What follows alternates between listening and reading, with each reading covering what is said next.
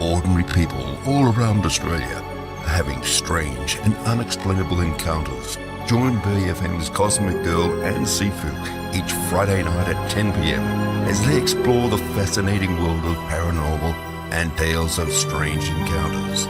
Extraterrestrials, ghosts, monsters, myths and magic.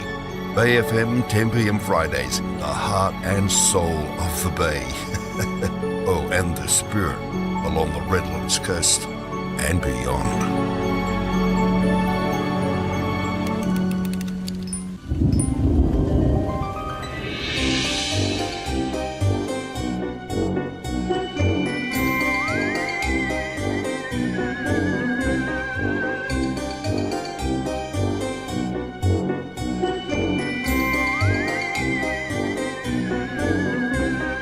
You're on Bay FM 100.3, the heart, soul and spirit of the Bay, and this is Friday night. It's 10 p.m. It's time for a little bit of a local strangeness. And what local strangeness are we going to be talking about tonight, Cosmic Girl?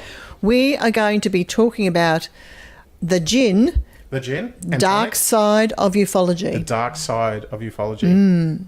Yes, because there is a dark side. So if I put gin and Coke in No, not that sort of gin. Would that, like, could I call it gin bean or something like that? That doesn't, no. No? Well, actually, it may have the same effect, but no, that's not what I mean. Okay, so we're talking about gins. Yes. Okay, that's very interesting because that covers a whole lot of stuff, especially when you're looking at what people over the centuries have referred to as being maybe demons or angels or the like. So maybe, just maybe, they come from the same family, Cosmic Girl. I think it's the epitome of high strangeness. That's what I think it is. The epitome of high Did you like that? I just sort of threw that in. And you heard it right here first on Strange Encounters. What else?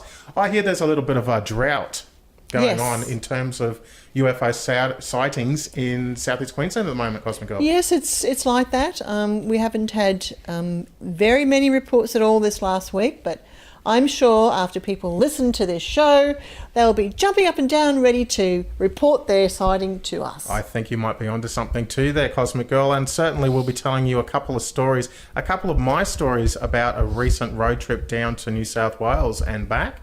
And we saw some fairly interesting things, and particularly a couple of stories around the Glen Innes area. But we've got an exciting, really exciting episode. This gin stuff, the dark side of ufology, that just sounds pretty scary.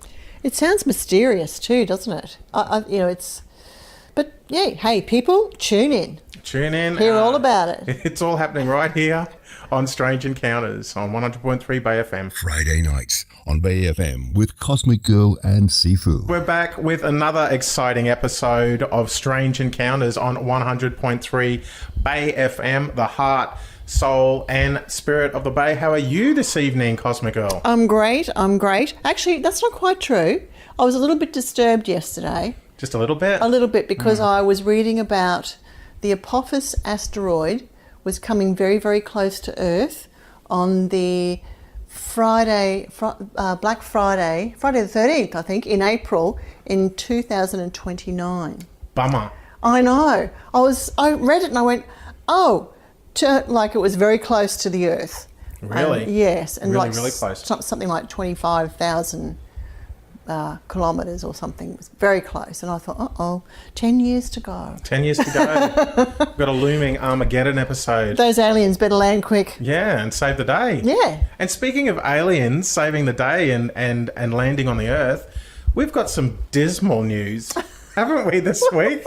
Madam President of UFO Queensland, we have got zilch, zip, nada reports. Well, not exactly. Oh, okay. Not exactly, because on the, as listeners may remember, if you're a regular listener, last week we spoke about a very interesting UFO report from Macleay Island, and I posted that on our UFO Research Queensland Facebook page, and someone responded by posting some footage of a UFO that they saw a couple of months previously. Wow. But unfortunately, the footage is of just a white light moving around in the sky, in a black sky. And, it's so important for people when they're filming that they get other things in the frame, something that's stationary, like a light pole or a street light or a roof of a house or something like that, so we can do a comparison of movement and maybe even get an idea of size too. Yeah, absolutely. So it seems there's a bit of activity going on in the Bay Islands.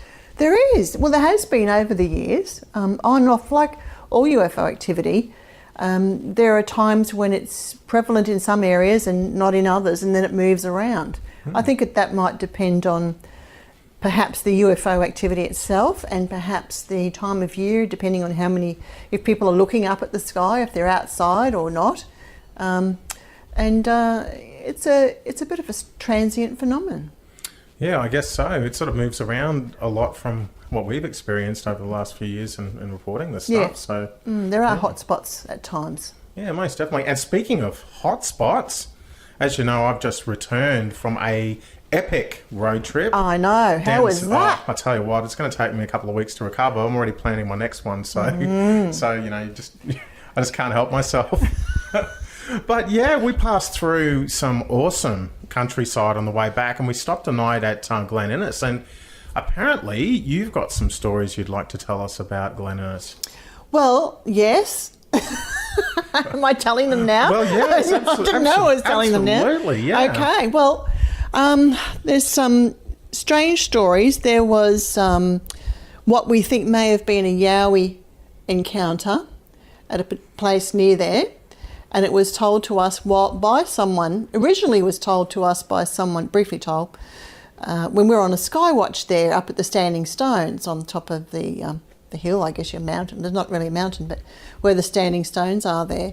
And we met a gentleman who told us about a crop circle that we went out and investigated. And while we were there, he and his son turned up, as well as another colleague. And the son had been involved in some sort of strange experience where he had been out camping northwest of Glen Innes and had with a friend and had seen some sort of being, I guess, off in the bush at a distance with glowing red eyes. And they must have been threatened enough or felt threatened enough that they picked up the rifle and hit off a shot. And anyway, it's unclear as to whether they hit it or not, but when they came back to the camp, because they took off, they got really frightened. And when they came back to the camp was all messed up. It was just chaos. Everything that they'd had, pots with water and food and the tents and everything, all their food, everything was just spread out over the area. And they took off. One of them actually left the area and was never seen from again. He was that frightened by his experience. Really? So he just legged it and did come back? Yep, left the area. Wow. I mean, not the camping area, the town. The town? Yes, left the town. Jeez, yes. Wow, that's a bit extreme. Yes. Did they have any evidence of actually hitting the creature? Was any blood trails or anything like that? Oh, I don't remember them mentioning anything like that. No. This is going back about 4 years.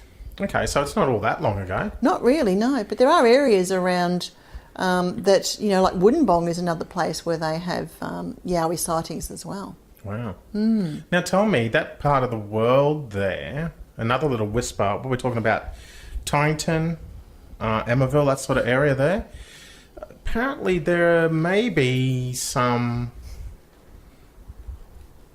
I don't know, let's say suspicious facilities out that way? Would you like to comment on that? Maybe. They get Cosmic Girl into trouble here. I got Barry the Brain over there sitting in the corner shooting daggers at me.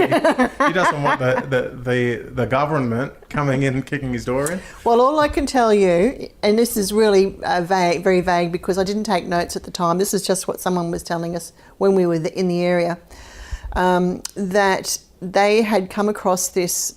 Well, actually, I think they'd been told about it. I'm not quite sure now, but they'd come to this farm that had an intense amount of security cameras around it. There was a huge sign on the gate which said trespassers will be shot on entry. Well, that's country That's country pretty standard. areas, so that may be standard, yes. I think the real estate agent actually gives you one of those signs when you buy acreage out that way. I don't know. Have you got one on your property? Absolutely. Anyway. Mine says imprisoned for an indefinite period of time. Anyway, there was also, I seem to remember, there was also something he said he saw, some sort of tower on top of a building. Wow. And like a transmission tower? like a communications tower. I remember that. That's odd. Yeah. So it was just out in the middle of nowhere. There didn't seem to be any people around. I love watching Barry's actually squirming in his easy boy over there. I love it. This is great. Well, we weren't going to talk about that, but he put me on the spot. Love it. Well, there's strange encounters. Yes. Well, go on, Cosmic Girl. Any other details? Well, that was it, basically. I don't think there was too much more about that. Any coming and going at the premises or the building? No, not that I'm aware of. I think Vehicles? he drove out there in the evening, early evening, from memory, and he just thought the whole setup was a bit strange because he was a local. So, you know, he just thought it was a bit quite unusual. Not just a bit unusual, quite unusual. I wonder what the context is, Cosmic Girl, around him actually being notified of the existence of that place in the first instance. Look, it could have just been a friend of his mentioned it and said there's something strange out there. I don't know what it's about. I've been out there myself and had a look, and he decided to go and check it out himself. Oh, wow. Yes. There you go. But anyway, you know, there are strange things in country towns. I know. Friday nights on BFM with Cosmic Girl and Sifu. Welcome back to Strange Encounters on 100.3 Bay FM. I'm sitting in the studio here with Cosmic Girl. We have got a very interesting topic to be canvassing this evening. The dark side of ufology. The dark side of ufology. There is a dark side to it. But what I particularly wanted to talk about for the listeners tonight was about the Djinn and the relationship of those to the alien abduction phenomenon. Wow. So I first got interested in the Djinn because of the alien abduction experiences that were being reported to me very heavily through the 1990s. And I wasn't alone in that. Many UFO researchers were getting just countless reports of that. So, Cosmic Girl, when you're talking about the Djinn, we're talking about like a species or a family, like we're talking Arabian Nights, sort of pre-Islamic. That's the mythology. Yes, that's like genies and bottles and stuff. Yes, exactly. That's the mythology, but there's more to it than that. And the Djinn are thought to be a race of beings that actually were on the planet before humans were. And they sort of had sovereignty over the planet. And apparently the story goes that they got a bit too big for their boots, became arrogant, and they had a falling out, a bit like fallen angels, really, with the spiritual hierarchy. And ever since then, they have been, I guess you'd say, causing havoc for human beings because they want to get revenge, basically. And some of those experiences, when you sit and you read reports of that, they are very, very much like alien abduction experiences. Right. Okay. So, but my understanding of the Djinn is there's a bit of a positive influence there as well. There can be, yes. They can.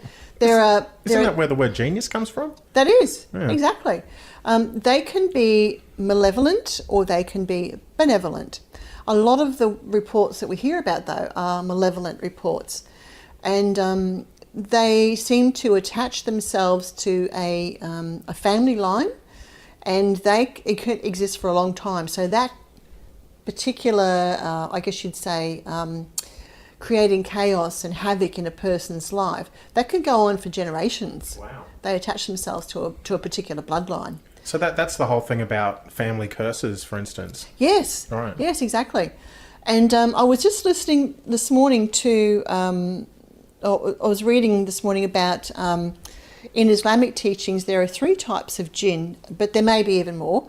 But the 3 main types are described as having the ability to fly through the air, so I guess that's where the genie idea comes from, appearing in the form of animals, particularly snakes and dogs, which I find really curious, and also those that can come and go.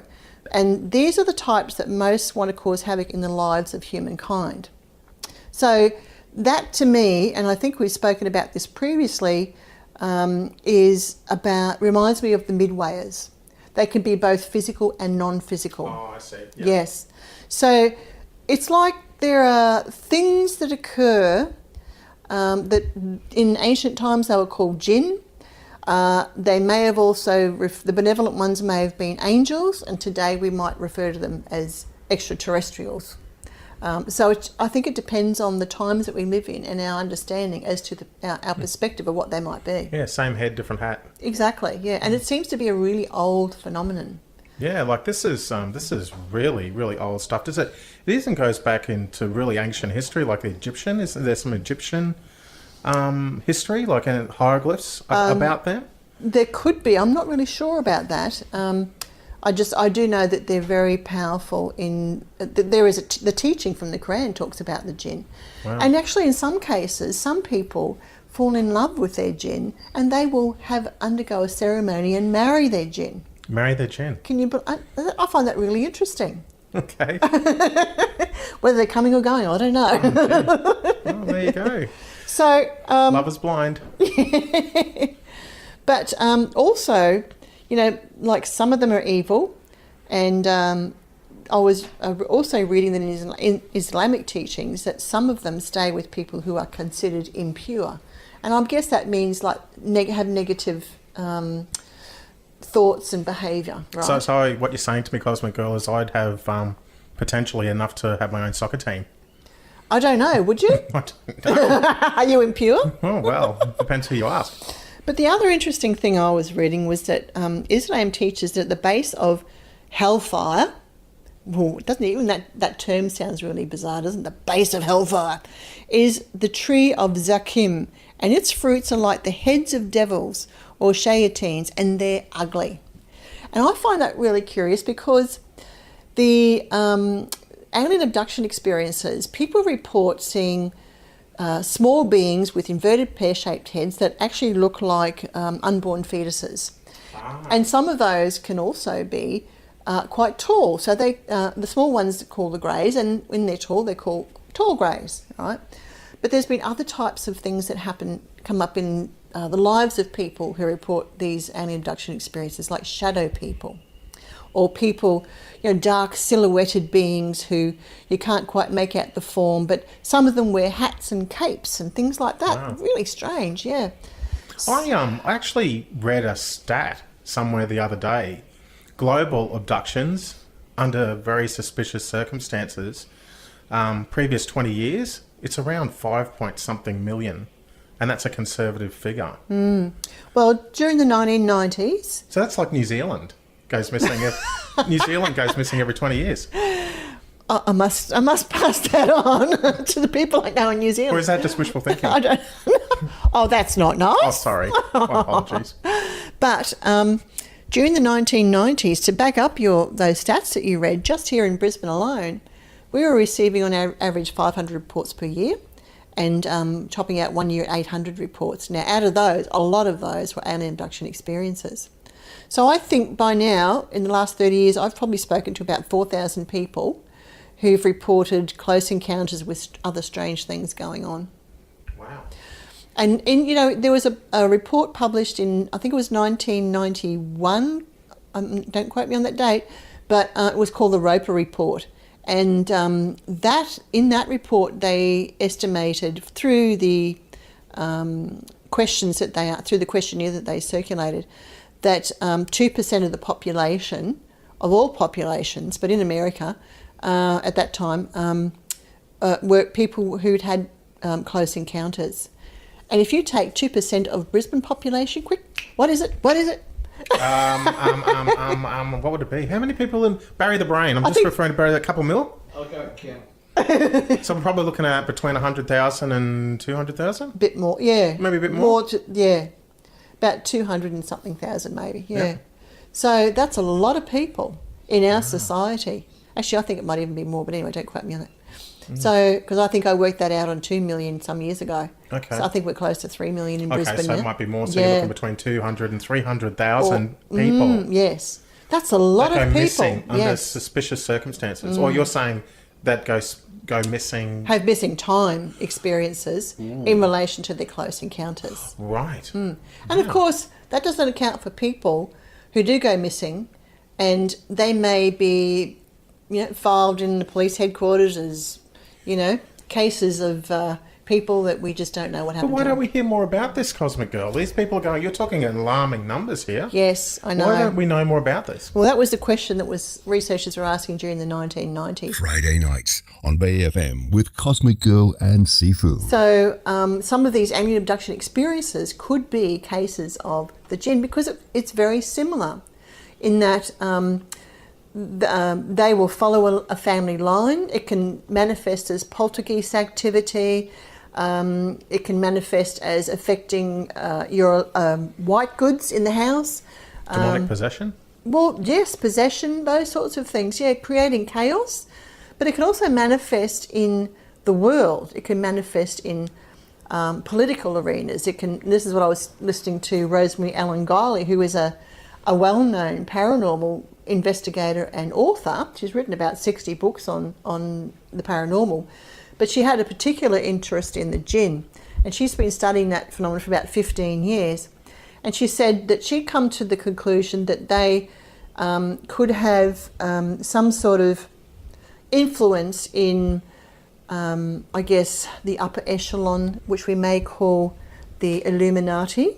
So there's a Djinn lobby group. There could be.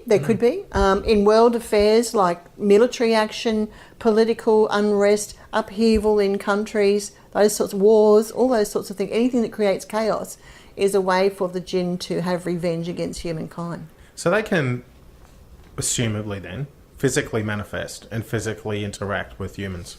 Yes. And when they do so, are they then susceptible to the same sort of physical laws as the rest of us? Can they be killed? I don't know about that, actually. You may have to ask the Djinn Gears or the Djinn Masters. I'm not really sure. There are Djinn Masters? Yes, Djinn Masters, absolutely. Tell me about... Oh, hang on a second. Oh, the listeners are out there, the strangers are out there going, what's Cosmic Girl all about? So that we've got Djinn Masters? Absolutely. Okay, okay, so backing right up. Beep, beep, beep, beep. Take your hands away from your face. It's just like I'm having a face palm over here. Okay, so what is a Djinn Master? Where are they? Well, in Iran... And is there training for that? In Iran, there are Djinn Gears or Djinn Masters, and they have the ability to conjure genies or jinns and have conversations with them to learn information. And the Djinn Masters say that the people, like we were talking about the Illuminati or various people in power, are making pacts with these Djinn. Okay. Making deals with them. Do you think they'd have the ability to conjure Barbara Eden in her prime for me? Anything's possible. It was Barbara Eden, wasn't she the original? I love that show. I love that show. Yes, but didn't she talk about the Djinn? Do you remember she talked about the Djinn Masters? Wow. Her master, right? She'd had various masters. Wow. Yes, but now, he was her master. But anyway, let's not get sidetracked here, okay? Because that's the important stuff, right, guys? Well, I love that song, I have to tell you. Come on, Barry. Get with it. He's boo, boo. But I think it's really interesting because while us common folk, like you and I, we are commoners. Sorry, but we are. I've been called a lot worse, Cosmic Girl. It's okay with me. People in the street with feet on the ground, we might do things like use Ouija boards or practice magic and maybe investigate that and think it's fun. But there are people higher up in our society, like these Illuminati, who make pacts with the Djinn so that they have outcomes that they want. Now, that's very interesting, don't you think? So is there any drum on how they actually conjure up? The Djinn Masters actually... Has that been passed down? Is it a sacred knowledge, obviously, that's been passed down from members of this elite group to other members of the elite group? And do we have an idea of what that sort of communication system looks like? I don't understand that, but I do think it's far more than just rubbing a brass lamp.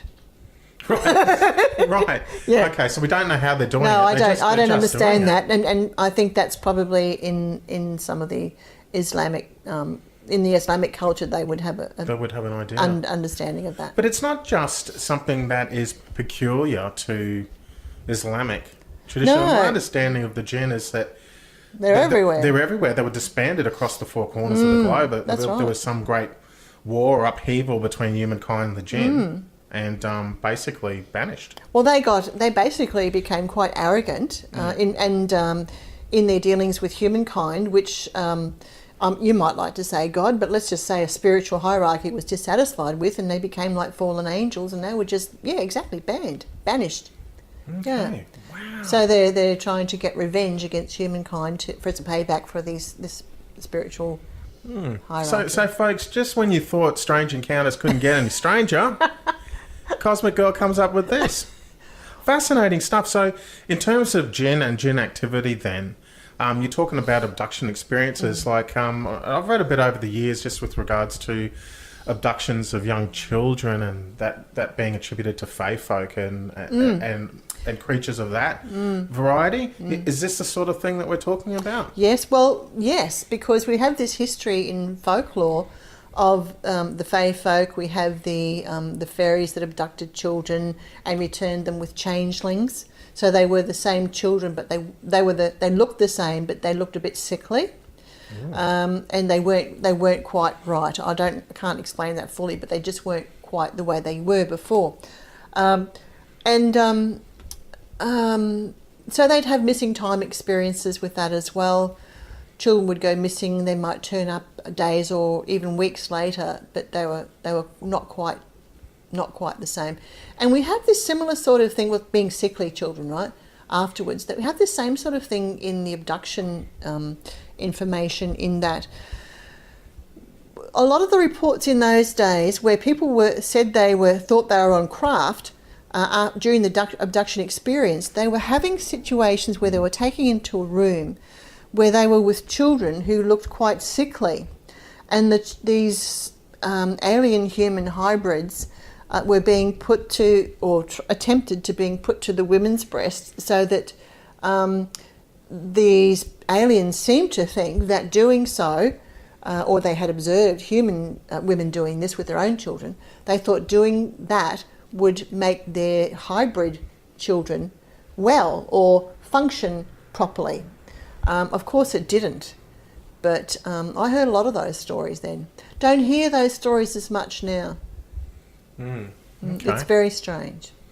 So, how do we combat a Djinn?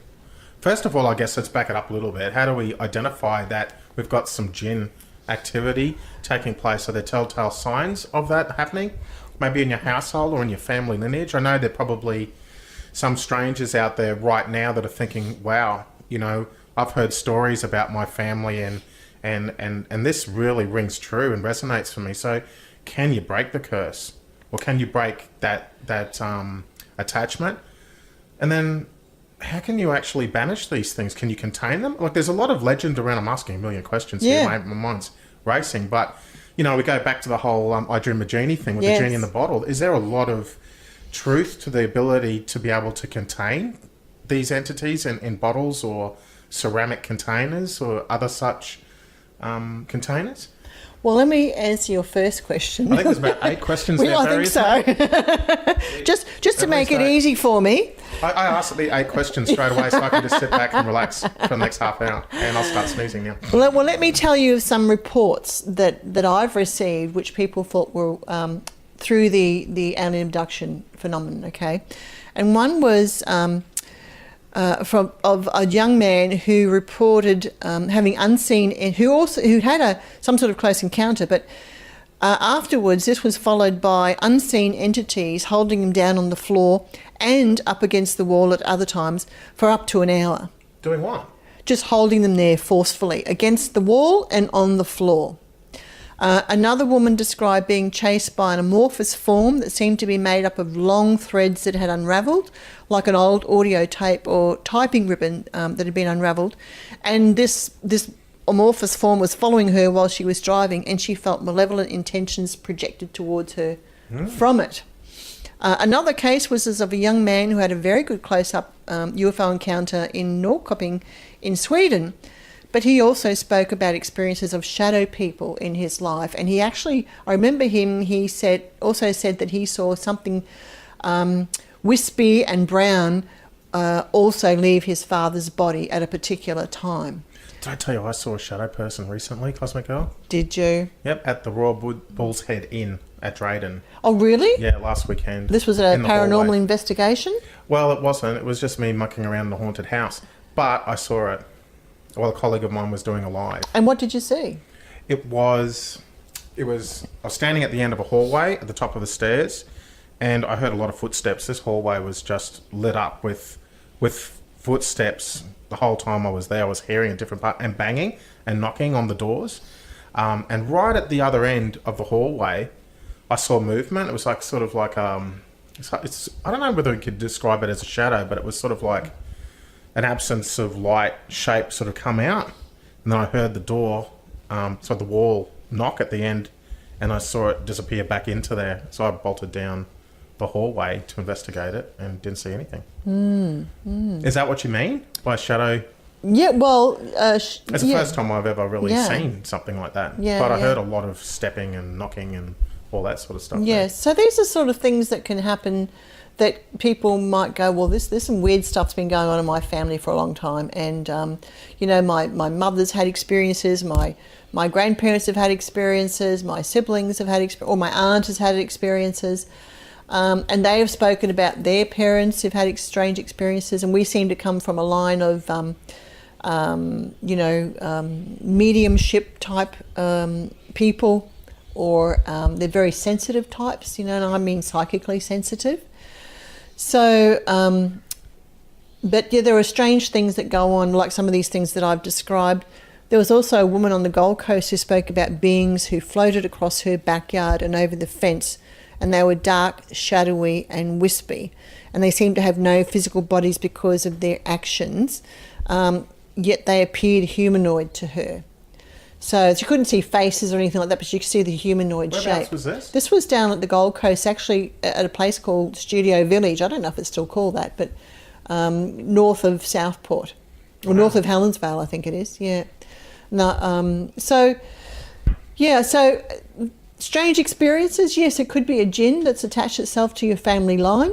How do you deal with it? I think that you can. There are people like psychic mediums who will go and do house clearings or things like that. I guess in a way similar to exorcisms, perhaps. So they're dealt with the same way. But, well, I don't know exactly, because it depends on the situation, how long it's been with people, how strong the energy of it is, and you may need a particular person like a Djinn gear or a Djinn master to actually make a deal on your behalf for this thing to go away, to finish its contract with that family. Oh, so if you're a Djinn gear or a Djinn master who resides in the greater Brisbane, southeast Queensland area, can you please contact Strange Encounters Radio Show 38210022 or jump on Strange Encounters Down Under Facebook page and PM us your details. We'd love to have you on the show and discuss your craft.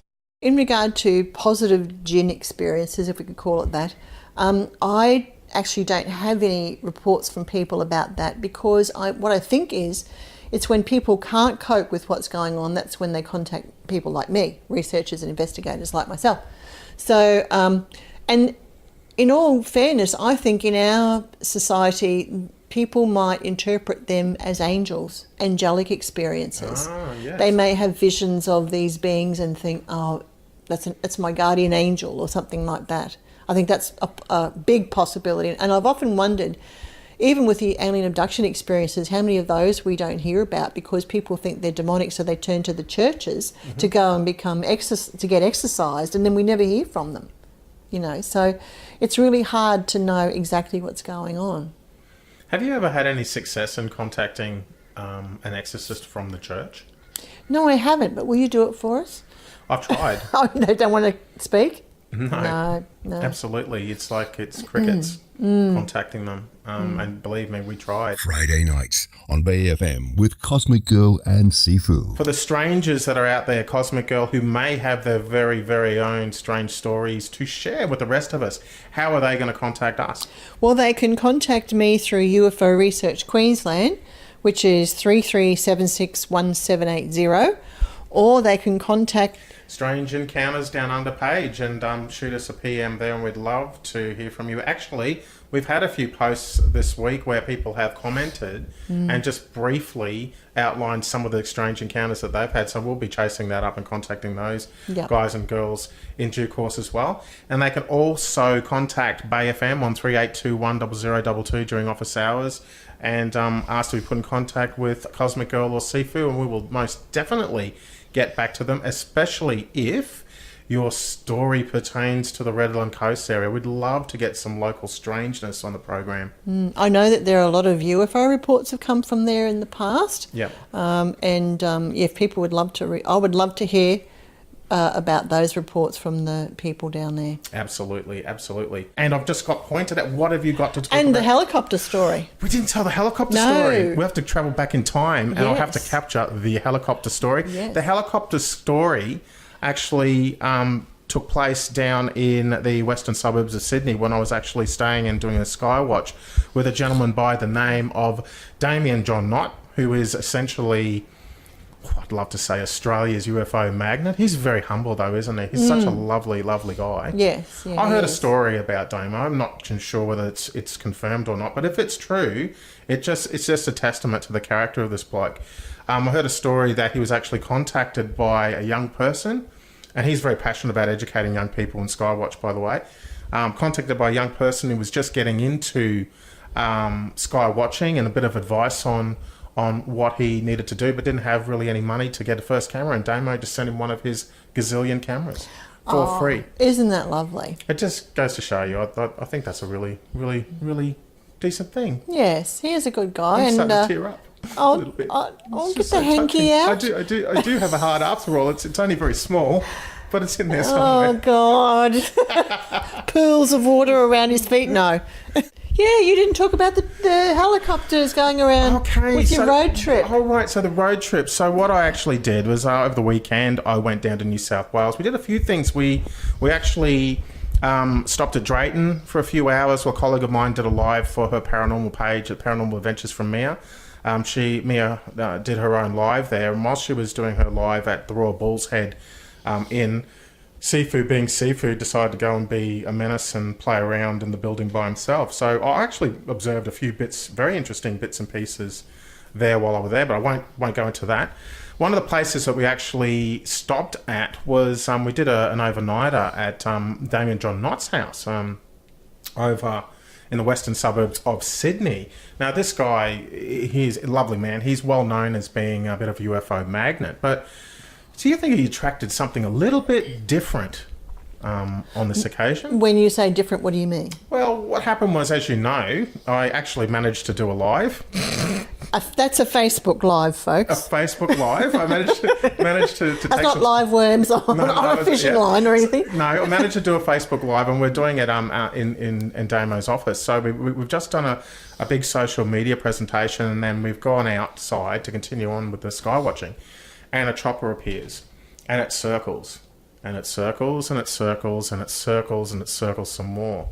And we used one of the app identifiers in terms of having a look at flight paths and what's flying in the area, and it came up as a police chopper, but it was very, very unusual, very highly suspicious as to what it was doing. And why was it suspicious? Just the amount of rotations and tight rotations over, or circles over the area that we found ourselves in. It just didn't seem right to me. Like it was dozens. Did it have like a searchlight or anything? No. Nothing like that? No searchlights. In fact, the navigation lights changed. To what? As well. Well, they were white and then they changed. I think there was red and green from memory as well, but there weren't the same sort of navigational lights on the craft all the time. I don't know much about aviation or anything like that. I don't know whether that's the norm, but it just seemed really, really strange that after Damo and I did this live on social media for Strange Encounters, and Damien has had quite a checkered history with, in air quotes, the Men in Black, as we know from Dunny Doo days. Yes. So, I don't know, coincidence maybe? And I actually picked the brain, and the quite enormous brain, ladies and gentlemen, of Barry the Brain Taylor with regards to this. And Barry was telling us, what sort of height do you reckon it was flying at, Baz? Under 1,000 feet. Under 1,000 feet, folks. And did you find anything unusual about it? Concentrated on a very small area. Concentration on a very small area, folks. Yep. Where Damien lives. Where Damien lives. Well, I guess that's pretty much sums it up, because we actually got the app out and had a look at the pattern, and there wasn't really any rhyme or reason to No. it, except for the fact that they were very tight. yes, and circles there at was low altitude. no sort of pattern to this helicopter's travel, which you might expect if they're searching for something. Yeah. So I don't know. I'm not 100% convinced, but it is very highly suspicious. Yeah, it is. I would say. So there you go. That happens. It does happen. So maybe after this Friday's episode of Strange Encounters, we might expect a chopper visit. Oh. Really? You sound very excited by that, Cosmic Girl. And we won't go down that. We won't go down that path at all, folks. Dear. We'll be back soon for more strangeness on 100.3 Bay FM, the heart, soul, and spirit of the Bay. So time does fly, especially when missing time's factored into the equation. Cosmic Girl, would you agree? I agree. Whatever you said, Whatever I said. I'm ditto. Did I? And we've come to the end of another program. But what are we doing next week? Well, we're talking to some paranormal investigators. I think that would be a really good idea. There's a couple of mates of mine that operate out in the area southeast Queensland. We might get them on the program. Especially, there's a couple of guys out there from Southeast Paranormal who operate out at Drayton, who operate out at Laidley as well. And what have they been looking into? Ghosts. Duh. Ghosts. Ghosts. Come on. Get Well, with the that's program. so much more But to you the know- paranormal but than you just know, ghosts. There's a couple of these guys, Bruce and Tina. They have got a bit of a fetish. And their fetish is everything a Ouija board. Oh, really? Really? So I was thinking, Cosmic Girl, that it would be really cool to get those guys on the show and pick their brain about Ouija boards. That sounds great. You excited? I think that's... You looked over at Barry the Brain. I think Barry the Brain, My- that's the most excited I've You seen didn't- him in quite a long time. He's actually got a smile on his face, folks. You didn't see my left eyebrow being raised when I looked at him. I was like, well, there you go. I Why do won't we go think down about- that. I won't go down that track. So I reckon it'd be a good idea to get the crew from Southeast Paranormal on the program. Well, I know there's also a crew down in Newcastle called Oz Paratech. Oh, yes. Yes, who and Anne, who runs with her husband Roman. I had to think of his name. She collects Ouija boards. Is that right? Yes, Wow. that's an interesting collectible pastime, don't you think? Yeah, well, I just usually collect speeding tickets, but No, to each his own. no, and more And more. hats, glasses. Don't tell them that. Don't tell what. What, my collections. Are you What? talking about my collections or their collections? Whose collections are we talking I love it when she plays Dumb. silly. That's great. Thanks very much, folks. Tune in next week. Oh, guys, don't forget to keep your ears out and your eyes out, I guess, for the first of our Strange Encounters podcasts, Yes. which will be... On the Strange Encounters YouTube channel. Oh my God! If you missed OMG, we have got a YouTube channel, Cosmic Girl. Yes, we do. And if you Wowzers. missed that, if you missed the shows, there'll be podcast up there. There will be, and we've got our very, very first one up and ready to rock right now. So you'll be able to jump on there and listen to your heart's content. Isn't that great? It's I love very that. exciting. It's Yes. very, very exciting. So we can I spread like our, replays. that's exactly right. But we can spread our strangeness everywhere. Strange Nation. Strange nation. What's that song? Strange days indeed. Yeah, most peculiar, Mama. Yeah. All right.